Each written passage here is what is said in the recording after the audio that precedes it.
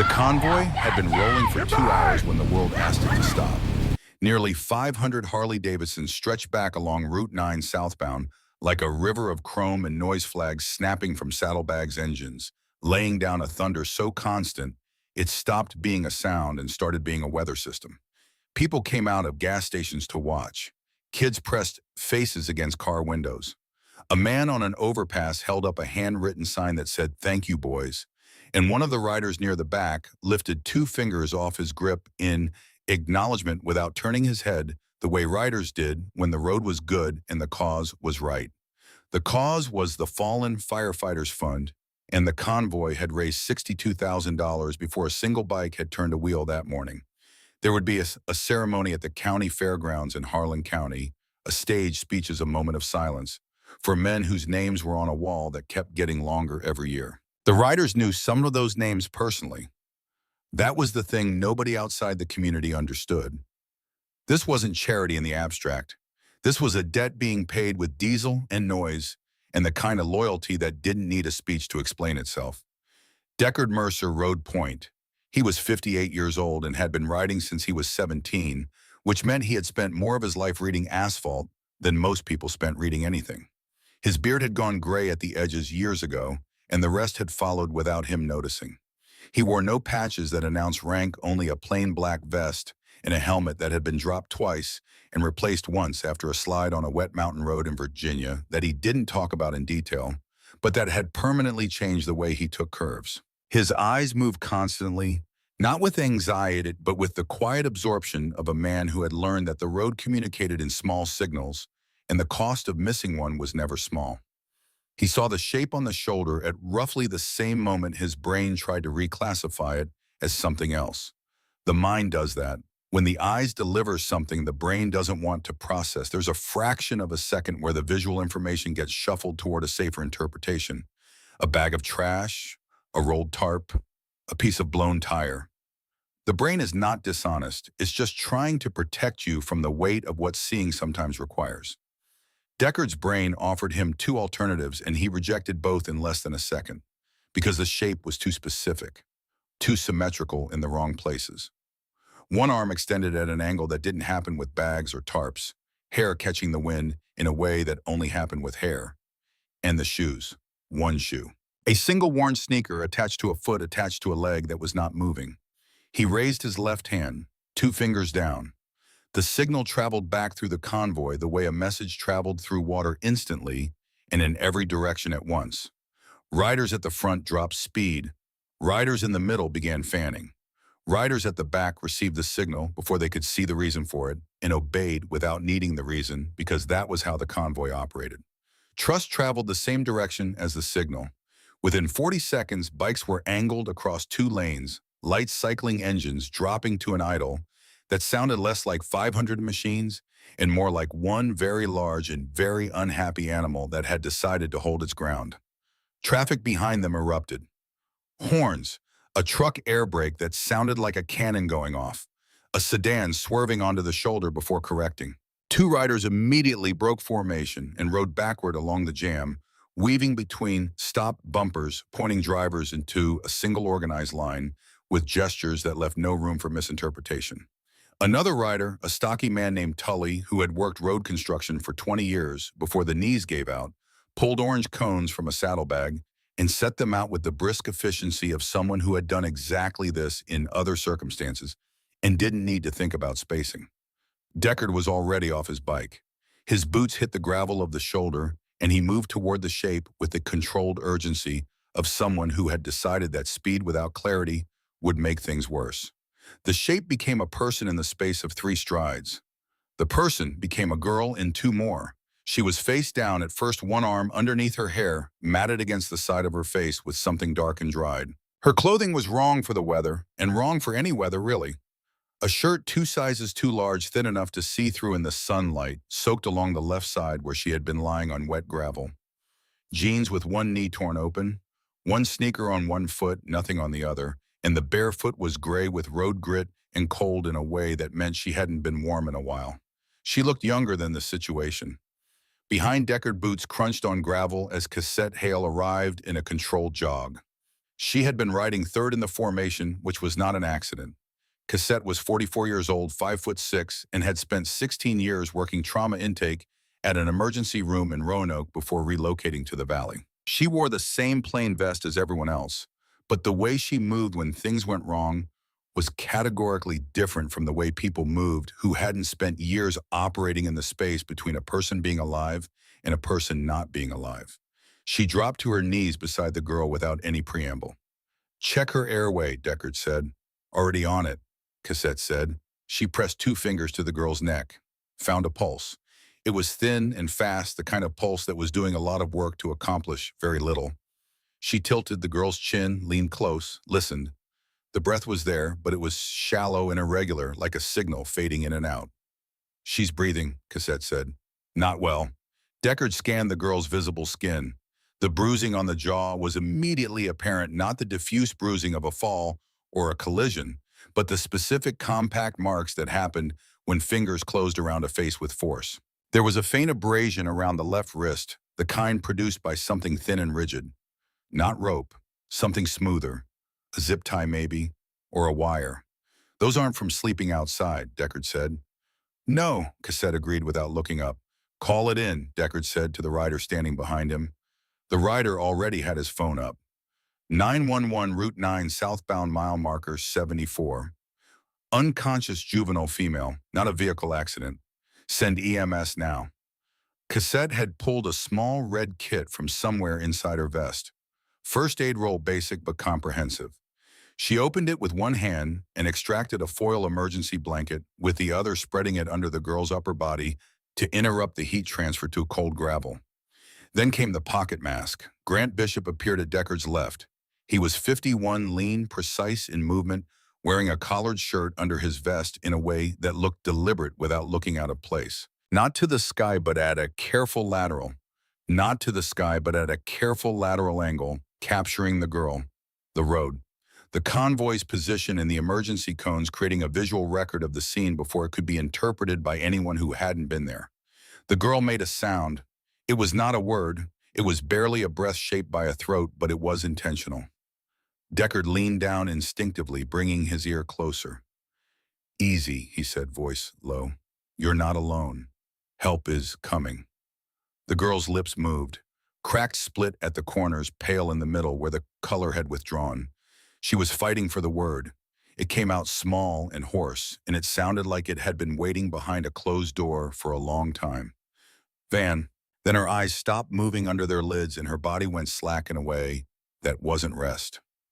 Cassette placed the pocket mask and breathed for her. Twice. The girl's chest rose barely each time, like something reluctant, like a door with a rusted hinge. Her color was wrong under the dirt. Not pale. Gray, the specific gray that happened when a body was spending everything it had on the fundamental tasks and had nothing left over for the surface. Cassette kept working. Rex Bain arrived, planted himself at the edge of the shoulder, and turned to face the stopped traffic with his arms folded and his feet shoulder-width apart. He was 6'3" and had the kind of physical presence that resolved most arguments before they became arguments. He was not a violent man by nature. He was simply a man whose size communicated that certain decisions had already been made, and the only question was whether the person in front of him understood that. A pickup driver leaned out his window and shouted something about a highway. Bain turned his head slowly and looked at the driver. The driver sat back down. The ambulance arrived in 11 minutes. To the people in the stopped cars, it was probably an inconvenience with flashing lights. To the people kneeling on the shoulder, it was the difference between 11 minutes and 11 minutes too late, and those were not the same thing. 2 paramedics unloaded with practiced speed, taking in the scene with the compressed visual scan of people who cataloged emergencies for a living. Cassette met them at the edge of the gravel and gave a rapid handoff. Unconscious female juvenile, estimated age 14 to 16. Weak pulse, shallow and irregular respiration, bruising on the jaw consistent with grip trauma, ligature mark at the left wrist, hypothermic presentation, dehydration, possible internal injury to be ruled out. Found face down on the shoulder, no vehicle involved. The lead paramedic's face didn't change, but something behind his eyes did. He pulled his gloves tight and moved toward the girl with the gurney already deploying behind him. "Does she have ID?" he asked. "Nothing we found," Cassette said. Next of kin unknown. The paramedic crouched at the girl's level, adjusted the oxygen mask fit, assessed the IV site. His partner secured the gurney straps with clicks that sounded too loud in the relative quiet the convoy had carved out of the highway noise. Deckard stood back 3 feet and watched the professionals work. He was not the kind of man who crowded a scene to feel useful. He was the kind of man who identified where he was most needed and positioned himself there, which right now was between the ambulance and the open lane, making sure no car made any decision that required the paramedics to divide their attention. When the gurney was loaded and the ambulance doors closed, Deckard walked back to his Harley. He swung onto the seat and looked down the long double line of waiting riders. 500 helmeted faces turned toward him without coordination, without command, simply because he was the one who had stopped first, and in the absence of explicit direction, the convoy understood that whoever stopped first had the authority to start again. He raised 2 fingers and pointed forward. The convoy didn't surge. It rolled measured and deliberate, bikes falling into formation around the ambulance, like water organizing itself around an obstacle, not blocking, not pressuring, simply present in the way that 500 machines with their lights on could be present, which was in a way that made the world understand this vehicle and its cargo were not to be interfered with. People on overpasses stopped walking. Phones came up.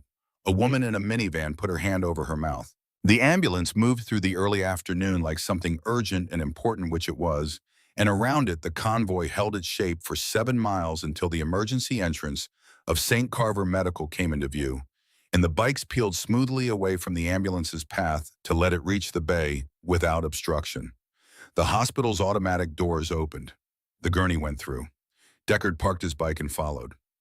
Inside, St. Carver Medical smelled like every hospital, which was a combination of chemical cleanliness and something underneath it that cleanliness couldn't quite reach. The fluorescent light was the color of tired. A security guard at the reception desk had already straightened his posture in the particular way that happened when leather vests appeared in volume, not alarmed exactly, but recalibrated. The lobby filled with riders in the careful, self-organizing way the convoy had been filling spaces all day. Not a crowd, a presence. There was a difference. A crowd was noise and motion and accidental contact. This was 50 people finding walls and chairs in specific positions and settling into them with the quiet attentiveness of people who understood that their job right now was to be witnesses, not participants. Bishop found a position near the main corridor with his phone at his side, not raised, not obvious, but available. Cassette had gone through the trauma bay doors behind the gurney, her nurse's identity carrying her past the threshold that stopped everyone else. Baines stood at the junction of the lobby and the main hallway in a way that looked casual and wasn't. Deckard waited near the reception desk. A nurse in blue scrubs appeared and addressed the lobby, generally her expression, the professionally neutral one that hospitals used when the situation was unusual and the staff hadn't yet determined what kind of unusual it was. "She's being assessed now," the nurse said. "Are any of you family?" "No," Deckard said. "Then there's not much I can—" "We found her. We rode with her. We're staying until we know she's going to be okay." The nurse looked at him for a moment, not hostile, calculating. She had clearly dealt with more difficult situations than a lobby full of disciplined motorcyclists who hadn't broken anything and weren't shouting. "I understand," she said, and returned through the doors. The lobby settled into a low murmur. Someone produced a vending machine coffee and handed it off without being asked. A younger rider near the window was scrolling his phone, but his eyes kept drifting toward the corridor. An older rider with white hair sat with his hands folded and his eyes closed, which might have been sleep, but wasn't. Deckard stood and watched the trauma bay doors as if looking at them hard enough would tell him what was happening behind them. What he didn't know, what none of them could know yet, was that behind those doors in a narrow trauma bay, lit with the cold efficiency of medical necessity, a girl named Wren was already running calculations, even half-conscious, even with an oxygen mask on her face and an IV line going into her arm and a blood pressure cuff tightening and releasing with mechanical regularity. Even with her body spending everything it had on the business of remaining in the category of alive, some part of her brain that had been trained by 3 weeks of survival to never fully switch off was still running the numbers. She could feel the tube at the inside of her left elbow, which meant someone had found a vein. She could feel the foil blanket someone had put under her, the kind that crinkled when you moved and held heat the way tinfoil held it, which was imperfectly but better than nothing. She could feel the gravel grit still in her hair because nobody had washed it out yet. And she could feel with a clarity that overrode the pain in her ribs and the headache that felt like her skull was processing information slightly too large for its capacity, the small flat object taped to the inside of her left forearm. Still there. She had checked 3 times since regaining partial consciousness. The same way you checked a wound in the dark, not looking, just pressing lightly with 2 fingers to confirm the thing you needed. To still be there was still there. Each time she felt the slight ridge of the tape edge and the firm flat shape beneath it, something in her chest loosened by a fraction. Not relief, something more functional than relief. Confirmation that the calculation had held. She had made the decision to take it 19 days ago. The bait yard, as the workers called it, was a distribution hub on the west side of the county, the kind of place that processed bulk freight in and out and asked the drivers very few questions. Wren had been sleeping in the drainage culvert at the south end of the lot for 11 days. It was a bad option, but it was hidden and partially sheltered and had the singular advantage of being somewhere that nobody official would look for a missing teenager because nobody official was looking for her in the first place. She woke at 3 in the morning to the sound of a van. Not unusual. Vans came through the yard at all hours, but this one had stopped in the section that was normally unlit and unused, the section where the older containers sat on blocks waiting for documentation that never quite materialized. And the sound that followed the van stopping was not the sound of freight. Wren had pressed herself against the inner wall of the culvert and done the thing she had learned to do in moments of danger, which was to make herself as still as possible and observe with her eyes while her body became part of the architecture. She watched through the drainage grate as 2 men got out of the van. She watched as they opened the rear container bay. She watched as they pulled a 3rd man out of the back. He was not restrained at his hands, which suggested he had been incapacitated by other means. He was conscious enough to walk barely, and he walked the way people walked when the legs were working, but the mind was elsewhere with a stumbling, mechanical compliance that was worse to watch than resistance would have been. She saw the ring on the hand of the man directing the operation, not the man walking, the one giving orders. His left hand moved in the glow of the van's interior light when he gestured, and on his ring finger was a wide gold band with something set into it, a dark stone, possibly onyx, the kind of ring that made a statement about the person wearing it beyond the fact of its existence. She didn't know his name then. She learned it later by accident when he spoke to the 2nd man in a tone that was the conversational equivalent of a signature. He said without any particular concern for volume to make sure the access code was changed before Ward got there. Ward. The man being directed into the container didn't fight. That was the thing that Wren came back to afterward in the culvert in the dark with the grate pressing diamonds into her kneecaps. He didn't fight, which meant he was too far gone to fight, or he had calculated that fighting would accelerate something he was already trying to delay. Either way, the container door closed, and the man with the ring walked back toward the van, and that was when Wren, pressing her body against the concrete of the drainage channel, understood with absolute clarity that what she had just witnessed was not a transaction between consenting adults. Someone had been put somewhere they had not chosen to go. The van reversed toward the service road, moving fast. In the acceleration, a small object bounced from the van's rear lip. It hit the gravel and skittered toward the culvert grate and stopped 18 inches from Wren's outstretched hand. She looked at it. She thought about what it meant to pick it up. Not romantically, not with any particular sense of moral obligation expressed as inner monologue. She thought about it the way a person who had been alone and cold and scared for long enough thought about most things, which was practically. The object was small. It was a flash drive. She could see that clearly enough through the grate. It had come from the van. The van had been here to conduct a transaction that was not legitimate. The drive, therefore, likely contained something the people in the van cared about enough to transport physically rather than electronically, which meant it was either evidence or currency, and either way, it had value. The practical calculation was this: if she left it, the people in the van would come back for it eventually, and nothing would change. If she took it, she would have something. She didn't know what she would do with it yet, But having something was categorically different from having nothing, and she had been living on nothing for 11 days, and she understood the difference from the inside. She reached through the grate and picked it up. The following 2 days were spent acquiring supplies from a dollar store 3 miles from the yard, paying with change she had accumulated over the past week in ways that didn't require explanation. She bought antiseptic wipes, medical tape, 2 rolls of gauze bandage, and a small pair of scissors.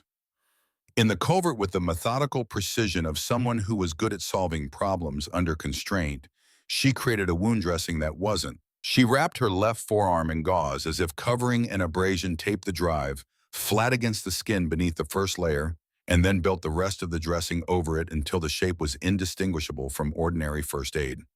She wore a long-sleeved shirt over it at all times. If they found her, they would take her phone, her bag, her shoes. They would search her pockets and her waistband and her socks. The forearm dressing would read as an old injury. People didn't unwrap old injuries. They were squeamish about it, or they assumed the healing process was already underway and interference would complicate things. She was right about that calculation. She was almost right about all of them. 8 days after she took the drive, they found her, not at the yard. She had moved 3 times since then, staying east of the freight district, sleeping in a church parking structure, on the 3rd level where the cameras had been vandalized, then 2 nights in a laundromat that stayed open until midnight, then back to a culvert near the rail yard on the county's eastern edge. She had been careful. She had not been careful enough. They came at dusk, 2 of them in the same blue circle van, moving slowly through the underpass where she had been sheltering behind a maintenance panel. She had 3 seconds of warning, which was the sound of footsteps that were too deliberate and too coordinated for the kind of person who walked through that underpass. She ran. They were faster in the open, and the second man cut her angle before she could reach the road. They put her in the back of the van. They searched her thoroughly, professionally, without hesitation. They took her shoes because people didn't run as well without shoes. They took the small backpack with her remaining supplies. They zip-tied her wrists. They did not unwrap the forearm bandage. The driver glanced at it, once registered it as an old dressing on a homeless kid, and looked away. She rode in the back of the van for what she estimated was 40 minutes, based on turns and stops and the ambient noise of the road changing from city to highway. She did not panic. Panic was a response she had identified as expensive and largely useless in the weeks since the yard, and she had made a deliberate practice of converting what would have been panic into attention. She paid attention to the seams of the van doors. She paid attention to the way the van slowed before turns. She paid attention to the moment somewhere on the highway when the driver and the passenger began a conversation about the transfer point that was 11 minutes ahead. 11 minutes. She looked at the van's rear door latch. It was a simple bar mechanism, the kind used on commercial vans, designed to be operated from the outside, but not impossible from within if your hands were in front of you rather than behind, and hers were in front. The zip tie was tight, but her wrists could move together. She spent 3 minutes working the latch with both hands, learning its resistance, identifying the specific angle of pressure required. At the 9-minute mark, she applied that pressure. The door swung open into highway air, and the noise was enormous, and the ground was moving at 60 miles an hour below the opening, and for 1 complete second, she understood exactly what she was about to do, and did it anyway, pushing off the van floor and clearing the door and hitting the gravel shoulder at an angle that was survivable because she rolled rather than landing flat, and because the grass embankment absorbed the last of the momentum before she came to rest face down on the gravel with the breath knocked completely out of her. She heard the van's brakes, distant, then closer. She could not get up. The impact had taken something from her that she didn't have a word for yet, something in the chest, in the shoulder, and the left side of her head that was beyond pain and was now simply a condition, the condition of a body that had absorbed more than it could process quickly. She heard boots on gravel. She heard a voice. She pressed 2 fingers to her left forearm with the last deliberate movement she was able to make. Still there. Then the boots stopped, and she heard the reason engines, many of them, a wall of them rolling in from the distance with the accumulated weight of something much larger than 2 men in a van. She heard the van door slam. She heard the engine accelerate away. She heard the engines grow louder and closer, and then she heard boots again. Different boots, a different weight, a different intention, and a voice that said, quietly with no performance in it at all, "Easy, you're not alone." Help is coming. She had been holding on to consciousness by a single thread, and the voice cut it. Not because it frightened her, because it was the first voice in 19 days that she had not needed to be afraid of. The forearm dressing was the only piece of actual preparation that had survived everything. She had checked it with 2 fingers for the 7th time as the trauma bay nurses worked around her, and it was still there, and that was enough for now. She kept her eyes closed and listened. She had learned in the weeks of sleeping in places where danger was ambient that you could reconstruct a room from sound with reasonable accuracy. She counted voices. She tracked movement by the sound of shoe soles on linoleum. She registered the sequence of actions being taken with her body and identified each one against a mental inventory of what was a threat and what wasn't. The IV line was not a threat. The blood pressure cuff was not a threat. The oxygen monitor on her finger was not a threat. The door opening a 3rd time quietly after the nurse and the paramedic had both established a rhythm that didn't include a 3rd entry was something she filed differently. New footsteps, heavier than the nurses. Official in a way that was not medical, the weight-forward stride of someone who walked into spaces with the assumption that the space would accommodate them. Wren did not open her eyes. She heard the person stop at the foot of her bed. She heard the quality of his breathing controlled and deliberate in the way people breathe when they were managing an internal state they didn't want visible. Then he leaned forward, and she felt the displacement of air that happened when a body moved into proximity, and his voice came low and close, barely above a whisper. "Give it back," he said, "and you go home." He straightened. His shoes moved toward the door. The door opened and closed. Wren lay still for 20 seconds. Then she opened her eyes for the first time since losing consciousness on the highway shoulder. The trauma bay had low lighting at the perimeter and bright lighting directly overhead. She blinked against it. A nurse at the supply cart turned and saw her eyes open and crossed to the bedside and began the standard assessment questions. What day was it? Did she know where she was? Could she follow the pen light? Wren answered correctly on all counts, which seemed to both please and slightly surprise the nurse. "You're at St. Carver Medical," the nurse said. "You were found on the highway. Some people from a motorcycle convoy called 911 and stayed with you. You're safe." Wren considered this sentence carefully. Safe was not a word she was prepared to accept without specifics. "Who else has been in this room?" she asked. The nurse hesitated, which told Wren something useful. "A police officer came by briefly," the nurse said, "just to check on you." "What did he look like?" The nurse described him in general terms. Average height, dark uniform, late 30s. "Did he have a ring?" Wren asked. "On his left hand, gold. Dark stone." The nurse's expression shifted into a category Wren couldn't fully read, but the pause before the answer was informative on its own. "I didn't notice," the nurse said, "but I can come." "I need to see the woman who helped me on the road," Wren said, the nurse who was with the motorcycles. "I need to see her before I talk to anyone else." The nurse looked at her for a moment with the expression of someone recalibrating their expectations of a patient in this age bracket. Then she nodded and left. Cassette Hale came through the trauma bay door 3 minutes later. She had changed nothing about herself since the highway, same vest, same controlled expression, same eyes that took in the room and made a rapid assessment before she had technically finished walking through the door. She stopped at Wren's bedside and looked at her the way medical professionals looked at patients when the patient was awake and seemed more coherent than expected. "You asked for me," Cassette said. "You're a nurse. ER trauma intake." Wren studied her. She had become reasonably good at identifying people who meant what they said, not because she had some innate gift for it, but because she had been wrong about people with expensive consequences and had spent the subsequent time recalibrating. Cassette read in her silence and her steadiness as someone who would not perform a reaction she wasn't having. "There's a man outside," Wren said. "Or there was, a police officer, gold ring on his left hand, dark stone. He came in here and told me to give it back or I'd go home." Cassette said nothing for 2 seconds, which was longer than a person who hadn't understood the sentence would take to respond. "Give what back?" Cassette asked.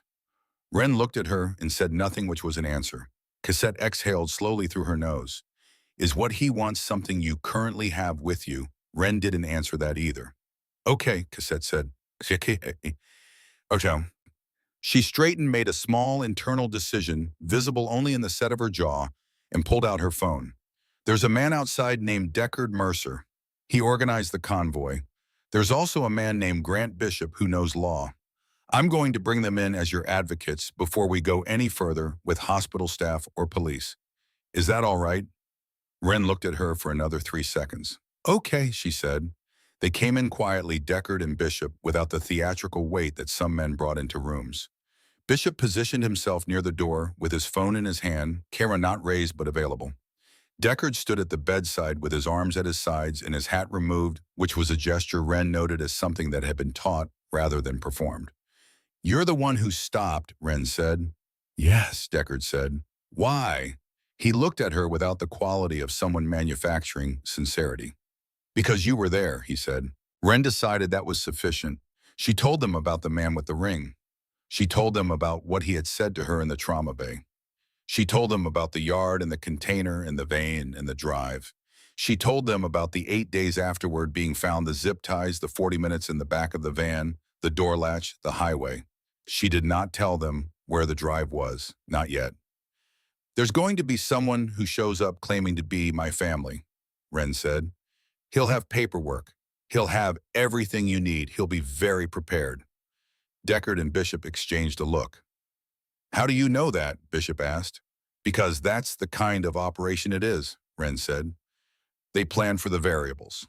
A homeless girl ends up in a hospital. You create a family member to collect her before the system has time to build a file. The paperwork is probably already printed. Bishop was already typing something on his phone. When he shows up, Wren said, I need you to not let the hospital hand me to him before I can demonstrate that he doesn't actually know me. She paused and something moved across her face, not fear exactly, more like the specific fatigue of someone who had been doing complex work for a long time on insufficient resources. He won't know the answer to something personal, something simple. I need someone to ask him. What do we ask? Cassette said. Wren thought for exactly 2 seconds. Ask him the name of the street I grew up on, she said. If he's real family, he'll know. If he's not, he'll hesitate or make something up, and you'll be able to tell. Bishop looked at Deckard. Deckard looked at Bishop. That's your tell, Deckard said. That's my tell, Wren said. Cassette was already at the door. Graham Ward arrived in the lobby 40 minutes after Wren was moved to room 312 on the 3rd floor. He came through the main entrance with the particular quality of presence that distinguished people who belonged in rooms from people who had decided they belonged in rooms. He wore a suit that was clean without being formal, the kind of suit that communicated competence without requiring interpretation. His hair was dark and precisely arranged in a way that suggested care without vanity. He carried a thin folder under his left arm, and his right hand was extended in greeting before he had fully located the person he was greeting. The hospital administrator, a woman named Sharon Coates, who had spent 14 years managing the gap between medical necessity and institutional anxiety, moved toward him with the barely concealed relief of someone who had been watching 500 motorcycle people fill her lobby for the past hour and was now being handed a neat professional solution. Thank you for coming so quickly, she said. Of course, Ward said. His voice was moderate, practiced, carrying the precise amount of warmth that didn't read as performed. I came as soon as I got the call. Wren's been difficult lately, running off, not taking her medication. We've been frantic. He said the word frantic with exactly the right amount of distance, the distance of a man who had been so frantic for so long that the word had been domesticated. We'll need to verify, the administrator began. Of course you do, Ward said, already opening the folder. I anticipated that. He laid papers on the counter with efficient movements. Guardianship documentation, medical history, release authorization. The paperwork had the slightly too crisp quality of things that had been printed recently and organized before they were needed. He said everything with the satisfaction of a man who had used the word before. Deckard watched from 12 feet away. He had positioned himself casually against the wall near the corridor entrance, which was not casual at all. Bishop was 6 feet to his left with the phone at his side. Cassette had gone upstairs to the 3rd floor where Wren was being settled. The administrator was reaching for the tongue page. Deckard could see her fingers curl around it, the way people grab paperwork that promised to end an uncomfortable situation with an urgency that wasn't quite professional. He crossed the 12 feet in a controlled line. "Can I ask you something?" he said to Ward. Ward turned with the practiced patience of a man interrupted during important business. His expression had not changed, which was itself informative.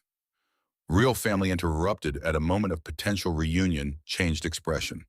They shifted toward the corridor, toward the room, toward wherever the person was. Ward shifted toward Deckard, which meant his attention was on the conversation, not on the girl. "Of course," Ward said. "The name of the street she grew up on," Deckard said. Ward's eyes held steady. "I'm not sure I understand."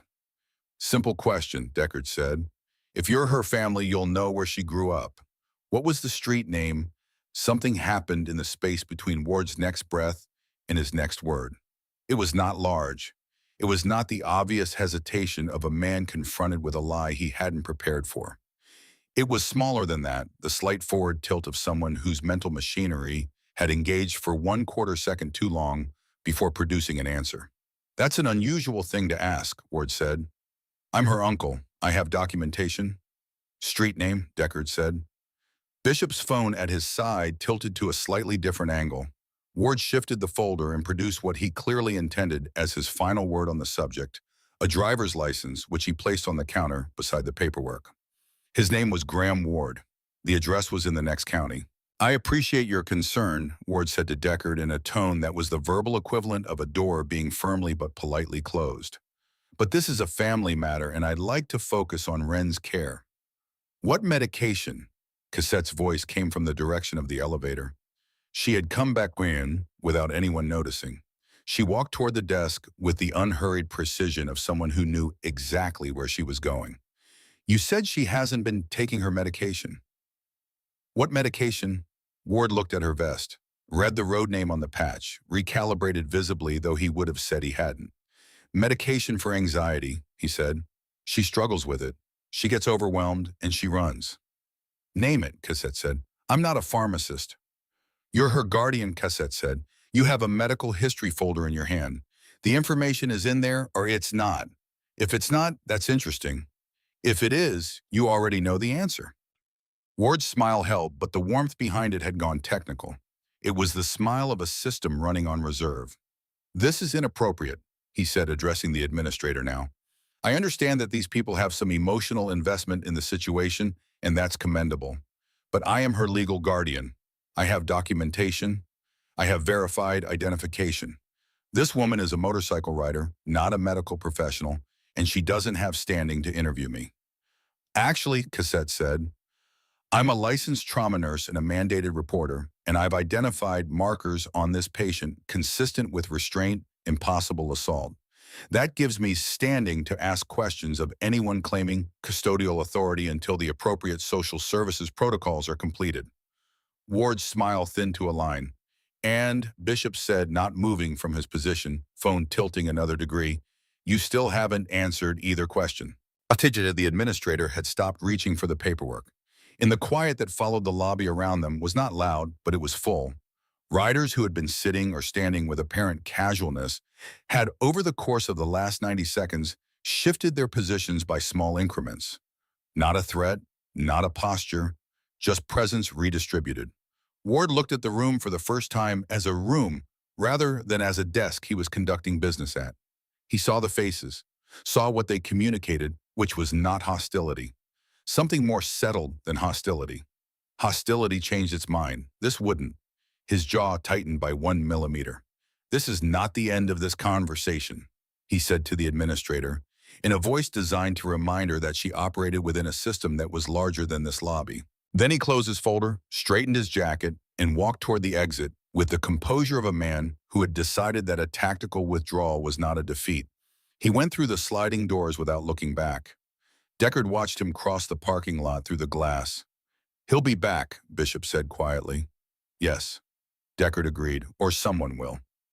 Upstairs in room 312 on the 3rd floor, a monitor beeped with the steady reliability of a kept promise. A girl lay in a hospital bed with an IV in her arm and a bandage on her left forearm that was not entirely what it appeared to be. The door was closed. The light was low. A chart on the outside of the door had a name on it that wasn't her name because they didn't know her name yet, and that anonymity was for the moment the only thing besides the drive she had managed to hold on to. Deputy Harlan Rusk had left the building 40 minutes ago. He had left the way he came. Through the emergency entrance badge on his chest hand, near his belt posture, announcing that everything here was under control and proceeding as it should.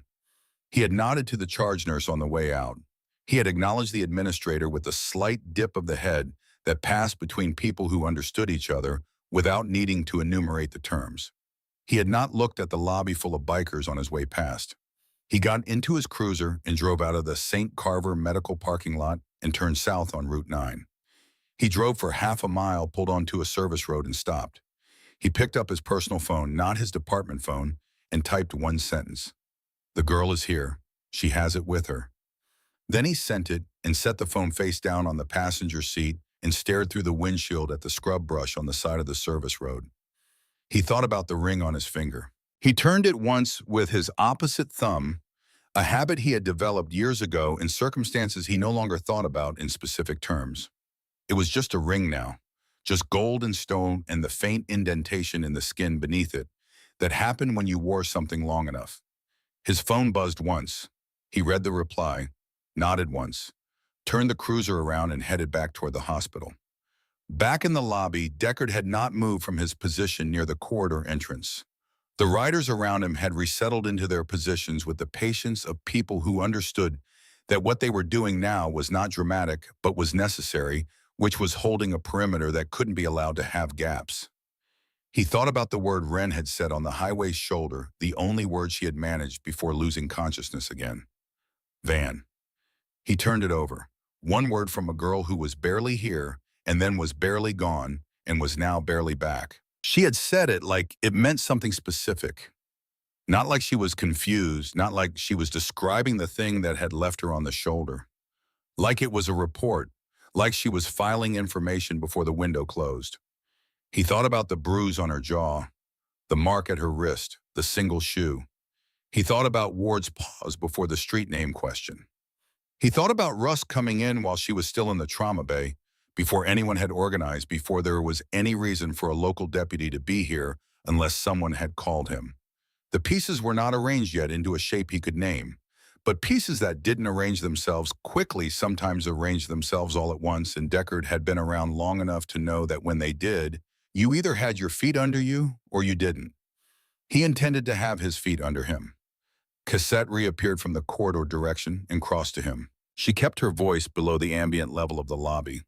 "The charge nurse is being pressured," she said. "Administrator wants to move things along.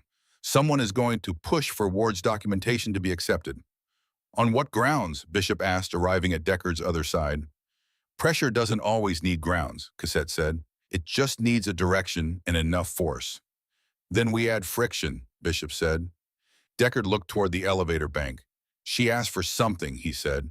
"Before Ward showed up, she asked for us to verify the guardian claim before the hospital made any decisions. That's a request from the patient." "She's a minor," Cassette said. "She's a minor who was found with the restraint marks and asked a coherent, specific strategic question within 40 minutes of regaining consciousness." Bishop said, "I'd like to see the documentation Ward provided." "You can request it as her advocate," Cassette said. "Informal, not legal, but you can request it." "I'm going to request it," Bishop said. "And I'm going to call for social work," Cassette said. "Formally, on the record, with my name attached."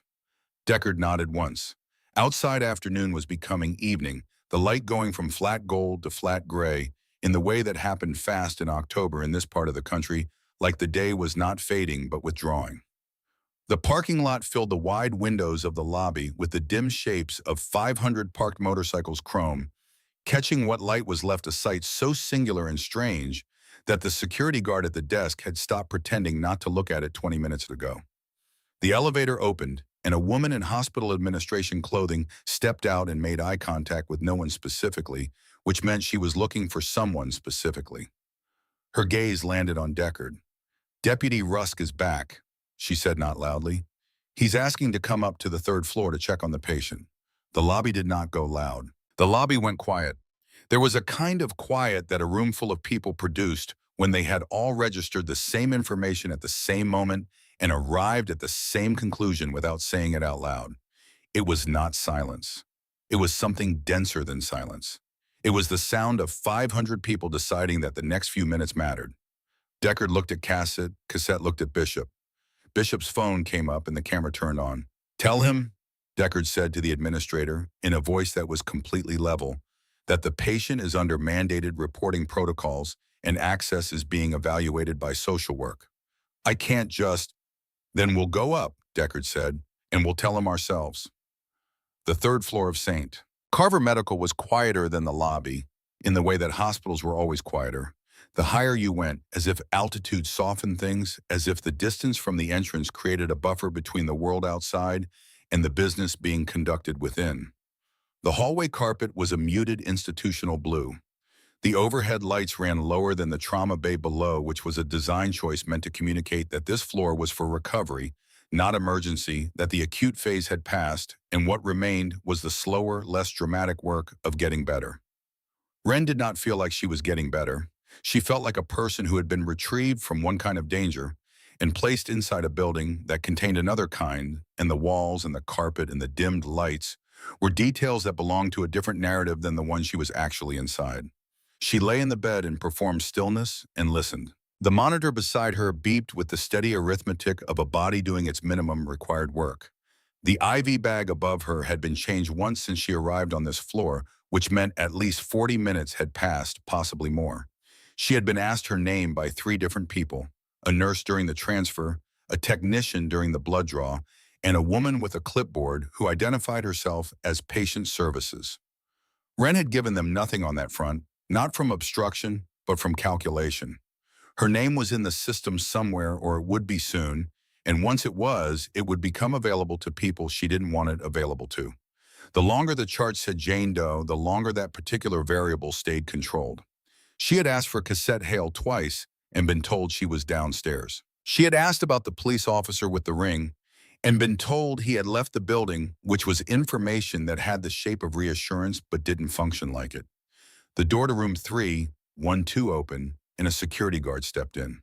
Wren registered him before he spoke.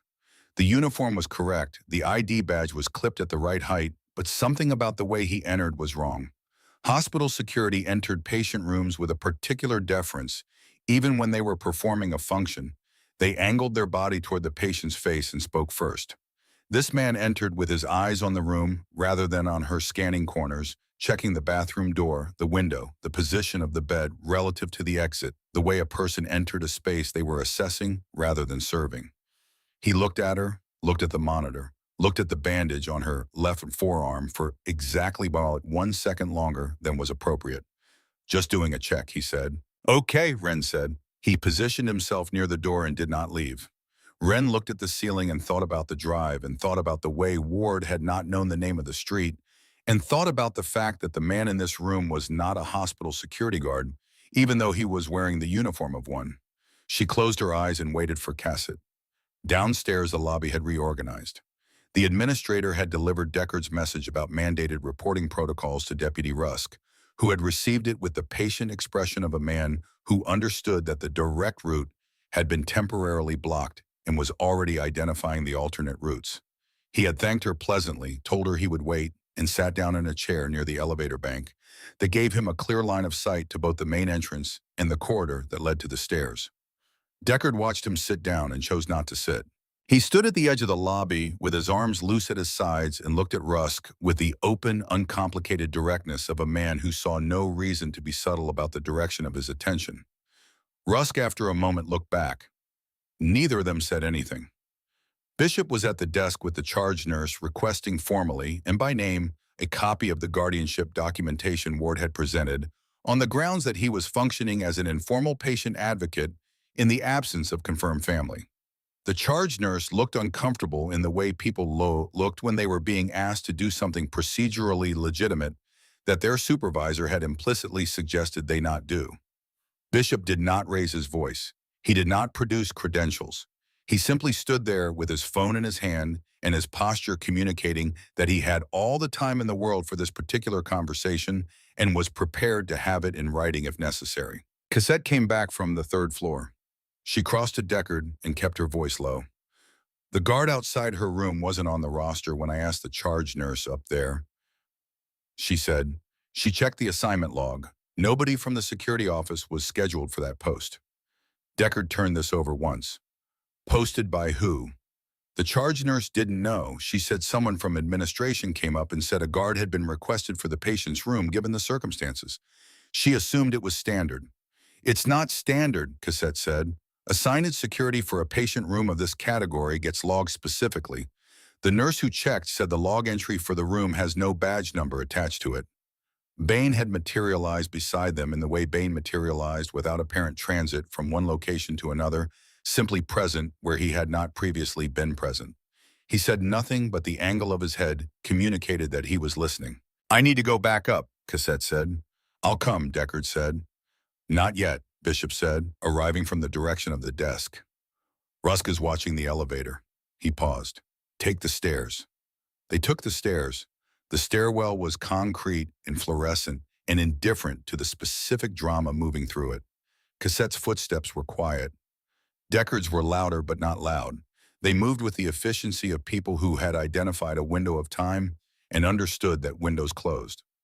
On the third floor, the corridor was as Cassette had described. Muted carpet, low light, a row of family chairs under art prints that had been selected by someone who believed that nature photography could absorb human anxiety.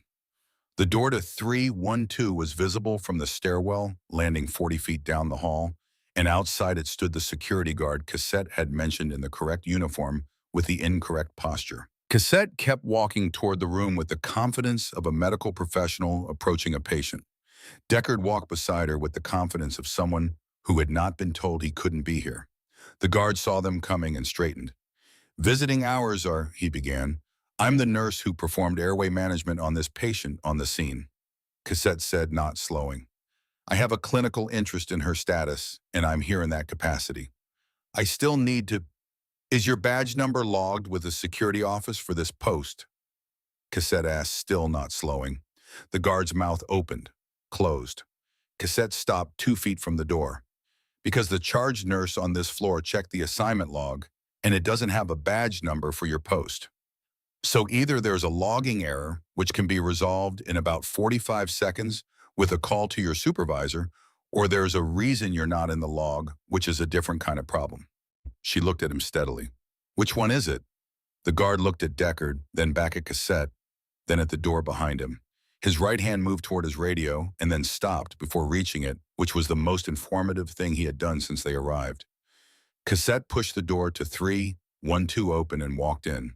The room was dim. The monitor beeped. The IV bag hung. Ren lay with her eyes closed and her breathing visible in the slight rise and fall of the thin blanket. And in the corner near the door, standing with his back to the wall, and his eye on the bed was the guard Cassette had mentioned, the interior one, the second one nobody had known was there. He turned when the door opened. He was wearing the right scrubs. He was wearing the right ID badge lanyard, though the badge itself was flipped inward against his chest, so the printed side faced his sternum. His posture was not the posture of a person whose job was to be in this room. Ren's eyes opened. She looked at Cassette, she looked at Deckard, she looked at the man in the corner in a way that contained several weeks of accumulated recognition and said nothing at all with her expression, which was itself a kind of answer. Who assigned a you to this room? Cassette said to the man in the corner. Administration, he said. The word was smooth, practiced the single-word answer of someone who had anticipated this question and selected the response most likely to end the conversation. Administration name, Cassette said. He paused. Name, Cassette said again, the same word, the same tone, zero escalation, simply the repetition of a request that had not yet been fulfilled. The man in the corner did not provide a name. He looked at the door at Deckard, at the monitor, at the position of the bed relative to the window. Ren sat up.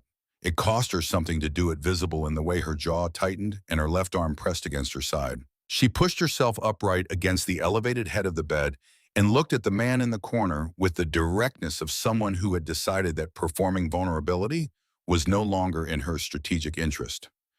He's not from the hospital, Ren said. The man in the corner made a decision, a stillness that was actually a gathering, and then he stepped toward the door with the controlled urgency of someone who had calculated that leaving was better than remaining, and Deckard was already in the doorway. He stopped. Bane appeared behind Deckard in the doorway, filling the remaining space with the geometric efficiency that large men in doorways accomplished, without trying. The man in the corner looked at the available options, which had reduced substantially. "Hands where I can see them," Deckard said. Not a shout, a statement of terms. The man put his hands up, palms open, and his expression settled into something calculating and patient, the expression of someone who had been caught in a forward position and was now waiting for the next piece of the operation to arrive. Cassette crossed to Ren's bedside without looking at the man in the corner, because the thing that needed her attention was not the threat, it was the patient.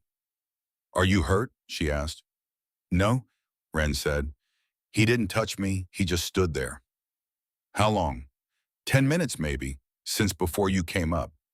Cassette looked at the bandage on Ren's left forearm with the clinical attention she had been exercising since the highway, and then she looked at Ren, and Ren looked back, and something passed between them that was not quite a conversation and not quite a decision, more like an acknowledgement that the moment for certain information to be contained had passed, and the moment for it to be useful had arrived.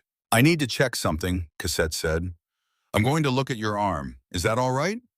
Ren held out her left arm. Cassette peeled back the edge of the bandage with the careful precision of a person who understood that what was underneath was medical and also not medical. The first layer of gauze came back, then the second, and there taped flat against the skin with the methodical efficiency of someone who had solved a practical problem under significant constraint was a flash drive no larger than a first joint of a thumb, matte black, entirely unremarkable in every way except for its location and the 3 weeks of survival strategy that had kept it there. The room was very quiet. "That's what they want," Ren said. Deckard looked at it. Bishop, who had arrived in the doorway sometime in the last 2 minutes, looked at it. The man in the corner looked at it too with the focused attention of someone who had been looking for something and had finally located it. "Don't take it off yet," Bishop said. "Not until we have chain of custody established." "I know," Cassette said. She pressed the bandage back into place. Ren looked at Deckard. "I'll tell you what's on it," she said, "but first you need to understand why they want it back." She paused, organizing information for maximum clarity. 19 days ago, I was sleeping near a freight yard on the west side of the county. In the middle of the night, a van came in. Blue circle logo on the side, white letters that looked like a wave. They put a man in a container. Not cargo, a man. I saw it. Nobody spoke. "I heard a name," Ren said. "Ward, and I saw the ring, on his left hand. Gold band, dark stone." She looked at Deckard, the same ring the police officer who came into my room was wearing when he told me to give it back. Bishop's phone was up. Recording. "They chased me," Ren said. "They caught me 8 days later, tied my wrists and put me in the back of their van." She looked at the mark on her wrist that the nurses had photographed, but hadn't yet explained to anyone's satisfaction. "I got the door open while we were on the highway. I jumped. That's how I ended up on the shoulder." She said it without drama, the way a person described a calculation that had worked out approximately as intended. "I kept the drive because without it, nobody would believe what I saw. A homeless 15-year-old girl with no ID and no address saying she witnessed something at a freight yard at 3 in the morning. Without the drive, that's nothing." She looked back at Deckard. "With it, it might be something." Deckard nodded slowly. "They've been looking for you for 19 days, he said. "Yes," Ren said. "And someone with a badge found you," he said. "Before we did." Ren's jaw tightened. "He was at the yard that night," she said. "The ring. I saw it in the van's light. I didn't know he was a deputy until he walked into my trauma bay wearing a uniform." The silence in the room had weight to it. Cassette was already pulling out her phone. "I'm calling the charge nurse," she said. "And then I'm calling State." "Call State first," Bishop said. She did. Downstairs, the lobby had shifted in the minutes since Deckard and Cassette had gone to the stairs. The shift was not dramatic. It was the kind of shift that happened when a large group of people received information through a network that didn't require words. The slight repositioning of bodies, the incremental closing of gaps, the redistribution of attention from general to specific. Rusk was still in his chair near the elevator bank. He had been watching the elevator with the patience of a man waiting for a number to appear on a display. When it opened and a hospital technician emerged wheeling a cart, his eyes went briefly to the opening and then returned to the lobby. When it opened again and two nurses stepped out mid-conversation, same response. He was watching for specific people. His personal phone buzzed in his jacket pocket. He read the message. Read it again. His expression did not change because he was practiced at expressions not changing, but something behind his eyes recalculated at a speed that had nothing to do with calm. He stood, straightened his belt, and walked to the elevator. The elevator opened on the third floor with the soft chime that elevators in hospitals used instead of the harsh sounds they used everywhere else. Rusk stepped out and turned toward room 312 and stopped. The corridor was not the corridor he had anticipated. There were bikers in it, not a group clustered near the elevator, not people waiting in the family chairs. People distributed along the length of the hallway with the deliberate spacing of individuals who had been told where to be and understood why. A man the size of a load-bearing wall stood 6 feet from the door to 312. A woman with her phone to her ear stood 12 feet further down, speaking in a measured clinical voice that carried without being designed to carry. And at the far end of the corridor near the stairwell door, two more riders who had positioned themselves with their backs to the wall and their eyes on the hallway. Rusk assessed this in the 2 seconds he had before his arrival became fully registered. He chose his face and started walking. "Deputy Rusk," the charge nurse said, appearing from the nurse's station with the energy of someone who had been waiting for this arrival without wanting it. "I need to verify your authorization for this floor." "I'm here as a courtesy," Rusk said, following up on the juvenile patient. He kept his pace easy, unhurried. "No authorization required for a welfare check." "We've had some concerns raised about access to this patient," the nurse said, walking them beside him now. "The attending physician has placed the patient on restricted visitor status pending social work assessment." "I'm not a visitor," Rusk said. "No," Bishop said from his position against the wall. "You're a person the patient has identified as being present at the location where she was harmed." Rusk stopped. He turned toward Bishop with the measured rotation of a man turning toward a problem he had not yet decided how to categorize. Bishop was holding his phone with the screen visible, but not aggressively raised, capturing the hallway, the door number, Rusk's face, the surrounding context. "That's a serious allegation," Rusk said. "It's a patient statement," Bishop said, "given twice, in the presence of medical staff." "A minor statement," Rusk said. "A minor who was found unconscious on a highway, possibly delirious, certainly traumatized. Plus, delirious people don't identify specific anatomical details on specific individuals." Cassette said, emerging from room 312 with the door clicking shut behind her. "She identified a ring, left hand, gold band, dark stone. She described it to us before she knew you were a deputy, before she knew your name, before she had seen you again." She paused. "That's not delirium. That's memory." The hallway was very quiet. Rusk looked at Cassette with the expression of a man revising a calculation in real time. He had come up here expecting to manage the situation separating the girl from the witnesses. He had not expected the witnesses to have already built a structure that made separation complicated. "You're a nurse," he said. "I'm a mandated reporter," she said, "and I've filed. State has been contacted. Social work has been contacted. The patient's status is formally flagged as suspected assault with a potential conflict of interest involving local law enforcement." Rusk's jaw moved once. He reset it. "I'd like to speak to the patient," he said. "No," Deckard said from the doorway to 312. The word was not loud. It was not aggressive. It had the quality of a door being closed from the inside by someone who had decided that particular door was not going to open tonight. Rusk looked at him. "Sir, you don't have authority here." "Neither do you," Deckard said. "Not over her, not tonight." For approximately 4 seconds, the third-floor hallway contained one of those silences that happen when multiple people had arrived at the point of the situation simultaneously and nobody had moved yet.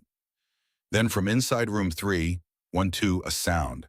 It was not loud, not the sound of violence or a monitor alarming. It was the sound of a door. A smaller door inside the room, the bathroom door, and the sound was wrong in the way the guard's posture had been wrong when Deckard first entered, which was that it communicated intention in a space where intention should not have been present. Deckard turned and pushed the main door open.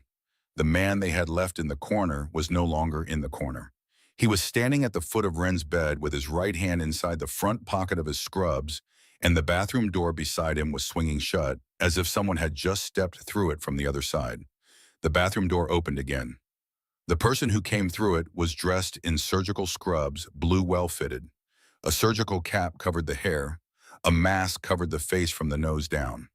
The eyes above the mask were light-colored and calm, not the calm of a person who was comfortable, but the calm of a person who was executing a plan. In the right hand was a scalpel, not raised, not threatening in the theatrical sense, held at the side with the unassuming competence of someone who knew what it could do and did not need to announce it in advance. The person walked toward the bed, not toward Ren's throat, not toward Ren's chest, toward her left arm, toward the bandage, toward the specific location of the thing they had come here to retrieve. Ren saw them coming, and Ren made a decision. She reached across her body with her right hand and found the IV line running from the back of her left hand to the stand beside the bed, the clear plastic tubing with its measured drip of saline and whatever else they had running into her, and she yanked it. Not out.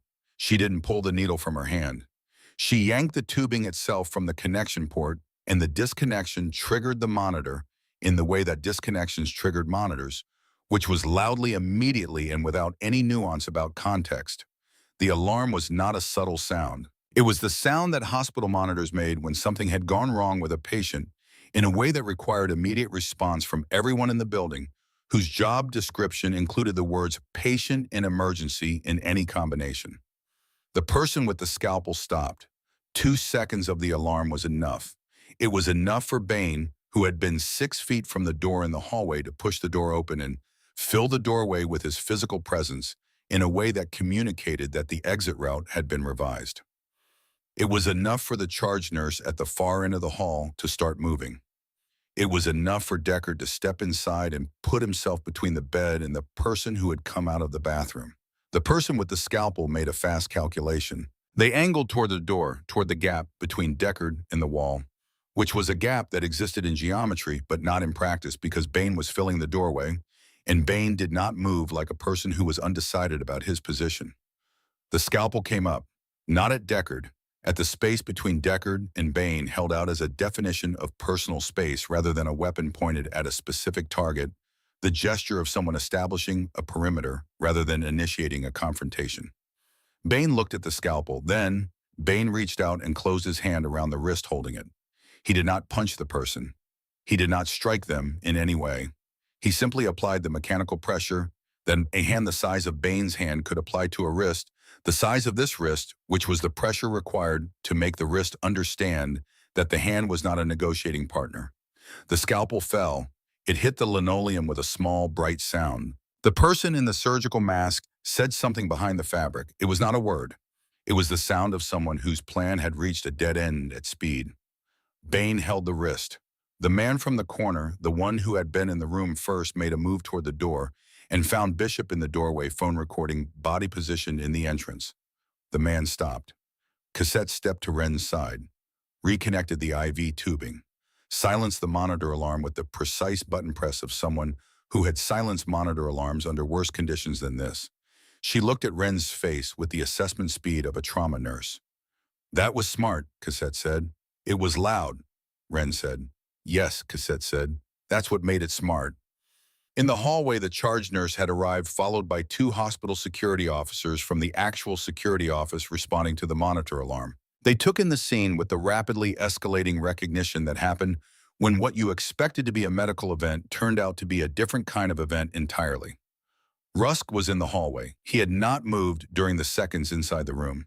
He had stayed in the corridor while what happened inside the room happened, which was information by itself because a deputy who heard a monitor alarm from an at-risk patient's room and didn't move toward it was a deputy whose relationship to that patient's safety was not what it was supposed to be.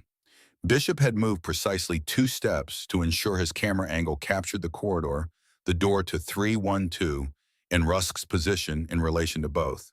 The timestamp on the footage would show exactly where everyone was when the alarm went off. The hospital security officers looked at Bain, who was still holding the wrist of the person in the surgical mask. They looked at the man from the corner who had his hands up with the cooperative urgency of someone who had just watched a plan fail at every single juncture. They looked at the scalpel on the floor of room 312 visible through the open door. The senior security officer looked at Cassette. "What happened?" he said. "Two individuals gained unauthorized access to a restricted patient room," Cassette said. "One was already in the room when we entered.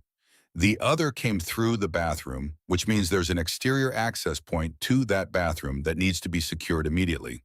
The second individual produced a scalpel and moved toward the patient's left arm." The officer looked at the scalpel. "The patient triggered the monitor alarm herself to bring staff," Cassette said, "which is why you're here." The officer looked at Ren, who was sitting upright in the bed with her IV reattached and her left arm resting across her lap. "Are you hurt?" the officer asked her. "No," Ren said. "Can you tell me what happened?" "He came out of the bathroom," Ren said. "He walked toward my left arm. I disconnected the IV to trigger the alarm." She paused. "He wasn't here to help me." "What was he here for?" the officer asked. Ren looked at the bandage on her left forearm. She looked at Cassette. She looked at Deckard. Then she looked at the officer. "He was here for what I'm carrying," she said, "which is evidence of a crime. And the reason he got access to this room is standing in the hallway right now." The officer turned. Rusk was in the hallway. His arms were loose, his posture arranged into the shape of a man present in an official capacity. But the arrangement was slightly too deliberate. The arms slightly too loose. The jaw slightly too set. Bishop's camera caught all of it. "Who authorized the security post in this room?" Cassette asked Rusk from inside the doorway. "Because the charge nurse's log has no badge number." And the officer posted outside the main door hesitated when I asked him the same question. Rusk looked at her. "Security management," he said. "Name," Bishop said. Rusk's eyes moved to the camera. "You're recording a law enforcement officer," Rusk said. "I'm recording a hallway," Bishop said, "in which a law enforcement officer is present." The man in Bane's grip said something behind his surgical mask. The tone was the tone of someone making an argument for why his current situation was a misunderstanding. "Take that off," the security officer said, gesturing to the mask. The man in Bane's grip reached up with his free hand and pulled the mask down. His face was unremarkable in the way that people who did this kind of work were often unremarkable, with features that were average in every dimension, and a look about the eyes of someone who had learned that forgettable was a professional asset. He was approximately 40, with the build of a person who stayed in physical condition because his job required it. He looked at Rusk. Rusk did not look at him. The man understood this as the message it was. He looked at Bishop's camera instead, and after approximately 3 seconds of apparent calculation, he said, "We were told she needed medication, that she'd react badly without it, that it was a welfare intervention." The hallway absorbed this. "Told by who?" Bishop said. The man looked at Rusk. Rusk's expression was very still now. "I want to be clear," Bishop said, "that this is being recorded and that the timestamp will be preserved and that anything said in this hallway in the next several minutes will be part of a documented record." The man in Bane's grip said, "The deputy. He said the girl had a condition. He said the hospital wasn't managing it properly. He said we needed to administer something to stabilize her before she could be safely transferred." And the charge nurse made an involuntary sound. Rusk said, "That's a lie, so." His voice was still controlled, but the quality of the control had changed. It had moved from the control of someone managing a complex situation professionally to the control of someone managing a situation that had become personal. "Turn that off," he said to Bishop. "No," Bishop said. Rusk took a step toward Bishop. Deckard took a step toward Rusk. They were not touching. Nobody was touching anybody. It was a corridor with people in specific positions, and between the two nearest positions, there was approximately 5 feet of carpet and institutional silence. Cassette said, "State is 10 minutes out." She was looking at her phone. "I have a confirmation text, 2 units, coming directly to this floor." Rusk went still. The stillness of a man who had just had the terminal condition of his timeline confirmed. He looked at the hallway. He looked at the riders distributed along its length, calm position watching. He looked at Bishop's phone. He looked at Deckard, who was 5 feet away, with nothing in his hands and nothing performative in his expression. "You have no idea what you're interfering with," Rusk said. Deckard looked at him for a moment. We stopped a highway today, Deckard said. This is easier. Rusk's jaw moved. He straightened his belt. He looked at the man in Bane's grip with the look of someone revising what was salvageable from a situation and arriving at an uncomfortable number. Then he turned and walked to the elevator. Bishop tracked him with the camera until the elevator doors opened and Rusk stepped inside. Bishop kept recording until the doors closed. He lowered the phone. He's not leaving, Deckard said. No, Bishop said. He's repositioning. Inside room 312, Wren had watched the hallway through the open door with the complete focused attention of someone taking inventory. She had watched Rusk's face during the moment when the man in Bane's grip had implicated him. She had watched the stillness when State's arrival was confirmed. She had watched the way he walked to the elevator, not the walk of a man who had lost, but the walk of a man whose timeline had compressed. She looked at the bandage on her left forearm. She looked at Cassette. They're going to try something else, Wren said. Before State gets here, he knows he has 10 minutes. Cassette looked at her. What do you want to do? Cassette said. It was a real question, not a rhetorical one. Not the kind of question adults ask teenagers when they had already decided what was going to happen and were performing the consultation. It was the question of someone who understood that the person in the bed had been making better decisions than most of the people in the building for the past 3 weeks and had earned the right to be asked. Wren thought for exactly 4 seconds. I want someone outside every access point on this floor, she said. Stairs, elevators, the service corridor if there is one. I want someone in this room who isn't going to leave regardless of what anyone tells them. And I want the drive documented in its current location, photographed in place before anything else happens to the chain of custody. She paused. And I want someone to find my sister, she said. Her name is Tess. She's been looking for me. Someone has been making sure she couldn't find me. Her voice had a different quality on this last part, not harder, but thinner, like something stretched over a frame. She's real. She exists. I needed someone to prove that the calls she made went somewhere they shouldn't have gone. Nobody in the room said anything for a moment. Then Deckard turned to the doorway and spoke quietly into the corridor. Bane, he said. Bane, who had handed off the man in the surgical mask to the hospital security officers and was standing in the hallway with his arms folded, turned his head. You're staying in this room, Deckard said. Bane turned and walked into room 312 and positioned himself beside the door with his back to the wall and his eyes on the room, which was the position he would maintain for the next 10 minutes, while state units climbed the stairs in the hallway outside, shifted from the crisis it had been toward the beginning of what came after crisis, which was harder in different ways and required different things from different people. Wren lay back against the elevated bed and looked at the ceiling. She pressed 2 fingers to the inside of her left forearm. Still there. Outside, somewhere below, the parking lot held 500 motorcycles, and the orange glow of the streetlights catching chrome, and beyond the parking lot, the road ran in both directions into a dark that was not yet finished with this day. The state investigators arrived the way competent people arrived in serious situations, without announcement, without drama, simply present in a way that made the hallway feel like it had finally found the people it had been waiting for. 2 plainclothes investigators came through the stairwell door first. A uniformed state trooper followed. Then a second trooper, and behind them a woman who moved with the readiness of someone who had been reading rooms professionally for long enough that the reading had become involuntary. She was in her mid-40s, close-cropped hair, no jewelry, a jacket that said state in the way that certain jackets said things without having the word printed on them. Her eyes went to Bishop first, then to the camera, then to the door of room 312, then to the man from the surgical mask who was sitting against the hallway wall with his wrists secured by a hospital security officer who looked relieved to be handing the problem to someone with more jurisdiction. She identified herself as Investigator Claire Maddox. She did not shake anyone's hand. She looked at the room, at the riders distributed along the corridor, at the scalpel still visible through the open door of 312, and she said, "Give me the sequence." Cassette gave it. She was precise and clinical and did not editorialize, which was the most effective kind of testimony because it left no surface for skepticism to grip. Investigator Maddox listened without interrupting. When Cassett finished, Maddox looked at Bishop. "You have footage." "From the lobby forward," Bishop said, "including the hallway on this floor, including Deputy Rusk's position relative to the alarm event. I'll need a copy." "You'll have it," Bishop said. Maddox turned to the uniformed trooper. "I want this floor secured. Stairwell access logged. Elevator controlled nobody on or off without my authorization. She looked at the hospital security officer. That applies to your staff as well. Anyone who was on this floor in the past 2 hours gets interviewed before they go home. The security officer nodded with the expression of someone genuinely relieved to be receiving clear instructions.